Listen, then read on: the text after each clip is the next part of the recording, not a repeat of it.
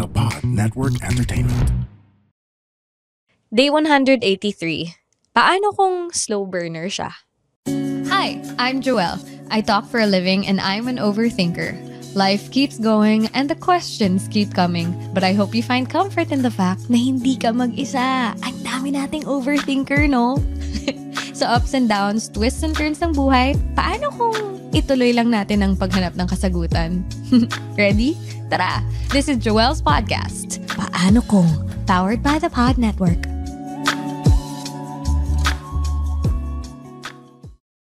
Hello, overthinker. Kamusta ang puso? And welcome to our new really cute studio. Oh my God, we're here. We're finally here. Ang saya. But yeah, I also realized that we've been doing this podcast for 3 years na. And if you're new here, well, welcome home. If you pop in and out, then welcome back.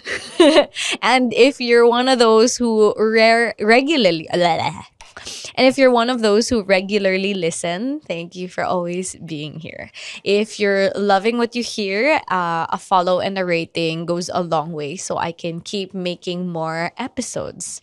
So, I mentioned nung day 181 na pipili ako ng 2 questions from Instagram kasi ang tagal na since last time ako kumuha ng mga questions from there. So, we answered paano kung di ako sure sa kanya, and now we have this. Eto, naka-bookmark na tong question na to kasi in one of my live streams sa TikTok, may nagtanong na nito, tapos may nagtanong na rin sa IG. So, I guess that's a sign na sagutin na natin. So yeah, paano kung slow burner siya? First, let's define a slow burner relationship. TalkToAngel.com describes it as one where the romantic connection between 2 people develops gradually over time. Unlike relationships that start with intense passion or chemistry and then they escalate quickly, slow burn relationships prioritize taking things slowly, allowing the emotional connection to unfold at its own pace. Pretty straightforward, di ba? Pero alam ko na hindi ganun ka simple, especially since mga overthinker tayo. So, a quick backstory. I've had some experience in both. My relationships and situationships ako that were explosive, full throttle, where we would just jump into things the moment na may chemistry, the moment may attraction. May iba doon na nag-fizzle out agad. May iba na medyo tumagal din but had their own complications. Yung relationship ko with my husband, iniisip ko na feeling ko slow burn siya. Pero nung tinanong ko siya, sabi niya, ang bilis daw. So, I guess it's also relative. But I also have been in some relationships that grew and had us move slowly. Partially kasi nauna ang friendship. May iba kasi na hindi sigurado if may something more. Pero some din that felt more intentional. So, bago nating basahin yung mga paano kung question, I wanna make it very clear that there is no one way to start a relationship. Okay? Hindi ka mas amazing kung slow burn ka. Hindi ka less valid kung sobrang bilis naman ang takbo ng relationship. Yeah, and it's not like a slow burn versus quick fireworks kasi wala, ang daming factors na involved. There's the environment, the personalities of the 2 people involved, yung attachment styles nila, the timing in their life. The list goes on and on. So, as usual, sa lahat ng mga episodes, I am not telling you what to do. I'm just giving you things to think about based on my understanding and my personal learning from past experiences. Okay, now that we're done with our little disclaimer, unahin na natin ang tanong ni Z. Paano kung slow burner siya? Hello, Ate Joelle. I've been talking to this guy for 4 months now. We haven't met each other personally, hanggang chats and voice calls lang. Not even video calls. I badly want to meet him na because we're so compatible sa chat, but I don't know if it would be the same if it's in person na. Pero I don't think that he's ready to meet up yet kasi he keeps on moving the dates for some reason. He told me that he wants to take it slow and want niya na ma-meet ako when I'm not busy na sa school since I'm also graduating this July. He's told me many times that he likes me and that he wants to pursue me. He reassures me a lot too. I do like him a lot, but how much should I wait, Ate Joelle? Or should I wait? Hi Z, I can't tell you what to do because you'll do whatever feels right for you. But even with whatever you choose to do, wala rin sa control natin kung ano ang magiging choices ng ka-talking stage mo. So here are things that I will say.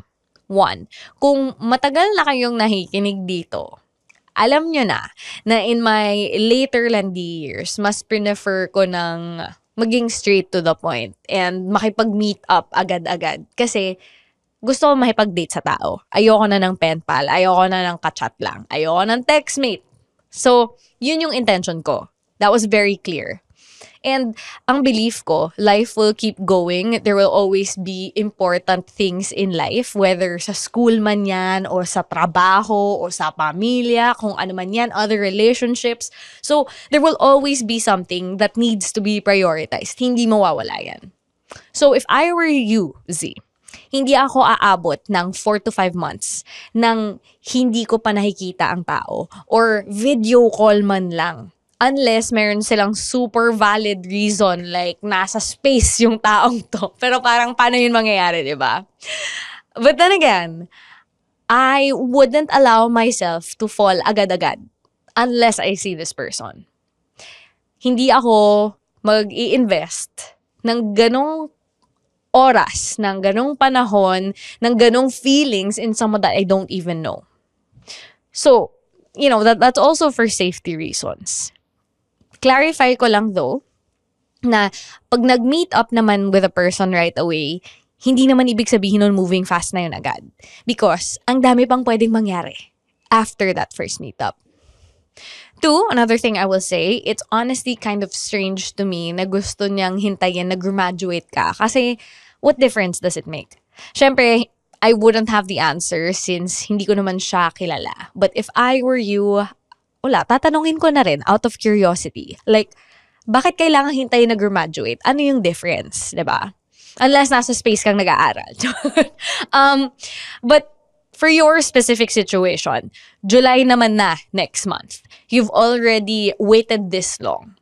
So, if curious ka pa rin naman and willing kang maghintay, edi go, kitain mo na siya next month. Ang tagal mo na rin naman ng naghintay. What's a few more days? I'd like to think na pag nagkita kayo, you'll finally have the answers you're looking for. Sana.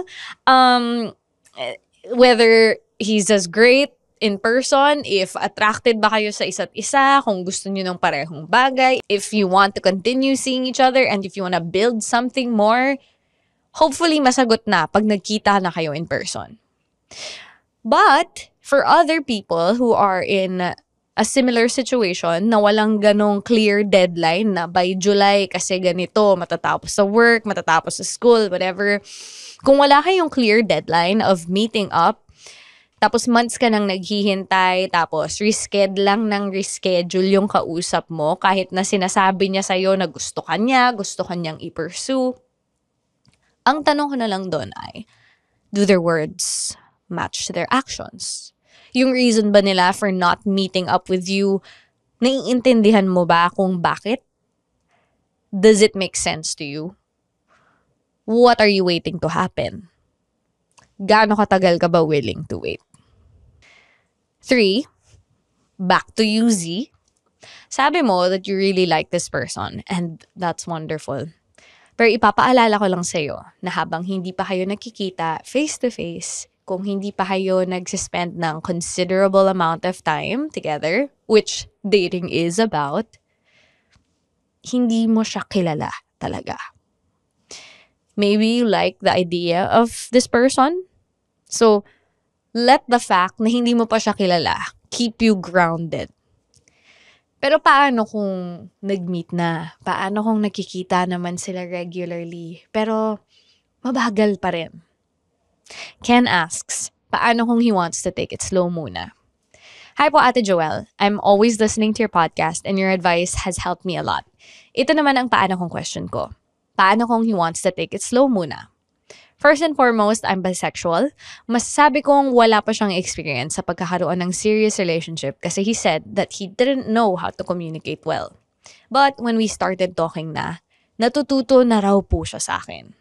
he wants to take it slow kasi darating naman daw po kami sa stage na magkaka-inlovean na. But for now, he wants to be good friends muna. Dagdag niya, we'll be constantly asking about each other's day naman. Magkakamustahan. Pero mag-focus daw muna kami sa kanya-kami. Pero mag-focus daw muna kami sa kanya-kanyang life. Sabi ko naman, okay, let's just take our time and take it slow muna. Gusto ko talaga. Gusto ko na talaga siya kasi mabilis po ako ma-attach.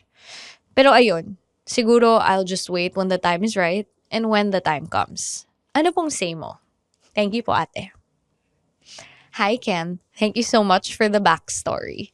The short, nuanced answer here is, kung good match kayo, then you're a good match. If not, it won't work out. Pero, let's break it down further because obviously, hindi sapat yung sagot na yun for you guys. Okay. Sobrang gets ko yung mabilis ma-attach. I have been there before. So, you can check out day 44, paano kung mabilis ako ma-fall if you haven't yet. May mga helpful suggestions to address that issue pag mabilis kang ma-fall, mabilis ka ma-attach. Now, if you're done with that, next, take the time to understand yourself better and answer these following questions. 1. Attached ka ba sa kanya or sa mga na-create mo ng scenarios in your head? 2. He wants to take it slow. Okay. But what do you want? Gusto mo bang maging magjowa na kayo? 3. Nagmamadali ka ba? Bakit? Is there something you want to happen? Gusto mo ba siyang bakuran? Or gusto mong maging secure in your relationship? Thus, the need for the label immediately? 4. Is there something that you're afraid would happen? Kaya ka nagmamadali. There are a lot of beautiful things about taking it slow. Kasi you enter a relationship with the intention of getting to know the person nang hindi nagiging physical agad-agad. Para ideally, pwedeng gumawa ng desisyon na more level-headed than just diving right into it. But I think what makes this whole thing a bit complicated, to be completely honest, is sometimes kasi ginagamit yun ng mga tao, yung excuse na taking things slow. Sinasabi nila yon as an excuse to delay, to avoid taking it to the next level, to keep you as a back burner, as an option, para magpaasa. 'Di ba? Nangyayari talaga yun eh. Parang, hindi pa siya ready, taking it slow, pero ang dami niyang nilalandi, ganon. Or like, wala, hindi pa siya ready mag-commit, ganon, 'di ba? So, paano ba malalaman ang difference? Pag excuse lang ang taking things slow, these are things that your potential partner might do. They may be seeing other people, as in actively dating around. As in, sinasabi niya talaga na single. Hindi mo nakikilala yung friends or family kasi marami siyang ibang dinedate. 2, could be that they're super guarded, tapos they do not let you in emotionally. As in, next to zero yung nakukuha mo sa kanya pag nagtatry kang mag-connect. 3, wala siyang intention to get to know you deeper. As in, maliban na super guarded siya, hindi din siya nag-e-effort na kilalanin ka. And feeling mo para kang afterthought na parang laging bitin yung connection nyo. Another thing, they make all these paasa statements like, hintay ka lang, darating tayo dyan, pero hindi nagmamatch yung actions niya in building something with you. Okay lang naman kasi sabihin na maghintay ka, ganyan. Because like, let's say, whatever, meron siyang tinatapos na boards or whatever. Pero bumabawi naman siya in making you feel na ikaw lang. Yung mga ganon. And finally, medyo inconsistent. As in, sobrang naguguluhan ka. Now, on the other side of the coin, here are things I think make a slow burn relationship. 1, there's a sense of safety in each other's presence. Yung parang walang pagka-question and you just feel safe with them. 2, there's some sort of attraction towards each other. Hindi man siya fireworks agad-agad, parang, oh my gosh, ang pogi niya, oh my gosh, ang ganda niya, oh my gosh, gusto ko siyang lamutaking, gano'n. Wag naman. But there's something that draws each other in. And alam ng parehong parties. Kasi may ibang mga tao na not necessarily attracted. Parang, okay lang siya, ganyan-ganyan. Or parang, okay lang, cute lang, pero hindi ko masyado type. May mga ganun din eh. But there is something about them that makes you want to spend time and get to know them better. Another thing, hindi man intense yung feelings, but you do like spending time together and getting to know each other. Next, kung mabagal, yes, may hesitation, minsan may awkwardness, pero hindi siya mind games. And eto, finally, for me, eto ang clincher. Nagmamatch ang pace nyo pareho. So, while feeling mo slow, feel niya rin slow. Or, you guys are walking at the same time ng sabay-sabay. Or kung hindi man, siguro gumaganong ganon. And that's okay. Hindi siya ganon. Now, going back to you, Ken. Sinabi ng kausap mo, darating din tayo dyan. Or eventually, magkakainlaban din tayo. I'm not saying na BS yun ha. Kahit na sinabi ko yun as an example kanina. Hindi ko naman siya kilala. So, it can be true naman. Pero ako personally, ayoko lang na sinabi niya with so much certainty na magkakainlaban talaga kayo, darating din kayo dyan. There's no way to know if that will happen. Or not, even. So, suggestion ko lang to take what he said or what he says with a grain of salt. At tignan mo na lang kung nagmamatch yung sinabi niya sa actions. Let time tell and see for yourself. Paano kung slow burner siya? Kung slow burner siya, ito yung mga pwede mong gawin. 1. Assess sa sarili mo. Nagmamadali ka ba? If oo, bakit? If tingin mong hindi, and reasonable naman yung timeline mo, then 2. Assess the pace of the relationship. If masyado nang matagal sa standards mo and hindi siya nagse-step up, what are you willing to wait for and how long? At susundan mo ba yung deadline mo? 3. Communicate this with them to express kung nasaan ka emotionally. And tingnan mo if receptive siya sa concerns mo. 4. From there, observe your potential partner's words and actions. Nagmamatch ba? Consistent ba? May change? May clarity? 5. Remember na walang sigurado. Everything is a risk. 6. Take it one day at a time. Kasi dun mo lang naman talaga makikita. 7. While relationships are give and take, remember you always have a choice. Huwag kang magpa-lock in sa kung ano man ang sinasabi niya. And 8, if after everything, para sa'yo mabagal pa rin, then baka hindi lang kayo good match. Siyempre, walang one-size-fits-all description ang pace ng slow burn relationship, di ba? Magkaiba ang pace ng mga tao when it comes to opening up, to falling in love, at never natin yun makokontrol, okay? Remember na pag slow burn, hindi rin ito guarantee na kayo na habang buhay. Kasi, baka isipin nyo, oh my gosh, ang bagal namin, baka ibig sabihin na kami na no, that is not a guarantee. Kaya it really just boils down to my short answer kanina. You won't miss what's meant for you. Okay? Hanggang dito na muna tayo. Have you been in a slow burn relationship? Anong experience niyo dito? If pagkatapos nyong pakinggan ng itong episode na to, let me know your thoughts, comment kayo. Pero kung meron kayong other paano kong question, tapos napakinggan nyo na lahat, kasi mga 180 plus napakinggan nyo na lahat, tapos may paano kong question kayo na hindi ko pa nasasagot, well, go to heylink.me/JoelleOL, that's JoelleOHWELL, at hanapin nyo doon yung paano kong Google form. If you want more of this, a follow and 5 stars would really help a lot. And yeah, I'll see you on the next episode. But yeah, this is where we end for now. Kwentuhan ulit tayo soon. Always remember, may kasama ka lagi sa paghanap ng mga sagot sa mga paano kung sa buhay. You're valid, you're growing. Sometimes fast, sometimes growing slow. The point is to keep going on some rhythm. And if you find someone who matches yours, then that's great. You deserve the kind of life and the kind of love you want.